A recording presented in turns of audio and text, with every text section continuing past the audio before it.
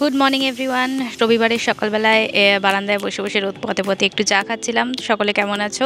এদিকে চা খেতে খেতে দেখো চলে এসেছে নায়কা থেকে কয়েকটা পার্সেল। আমি পিক ফ্রাইডে সেলের জন্য নায়কা থেকে কয়েকটা জিনিস অর্ডার করেছিলাম।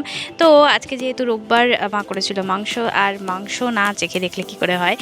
তো আর দেখো আরও কয়েকটা পার্সেল চলে এসছে, সেগুলো রিসিভ করে নিয়ে ফাইনালি খাওয়া দাওয়া করে দুপুরবেলা একটু ঘুমিয়ে নিয়ে বিকালবেলায় চলে গেছিলাম একটা ফাংশন দেখতে। এখানে একটা ফাংশন হচ্ছিল, তো ফাংশন এনজয় করে চলে গেছিলাম একটু মন্দিরে, জগন্নাথ দেবের মন্দিরে।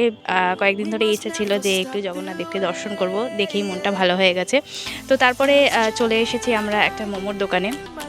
আমরা নিয়েছিলাম চিকেন স্টিম মোমো আর চিকেন পেরি পেরি মোমো। আর এখানের এই স্যুপটা তোমরা যতবার চাইবে ততবারই দেবে। তো আমার তো ভীষণই ভালো লাগে। আর চিকেনের ফিলিংটা একবার দেখো, পুরো ভরপুর চিকেনের মধ্যে রয়েছে, আর প্রত্যেক কটায় আলাদা আলাদা সস তোমাদেরকে দেবে।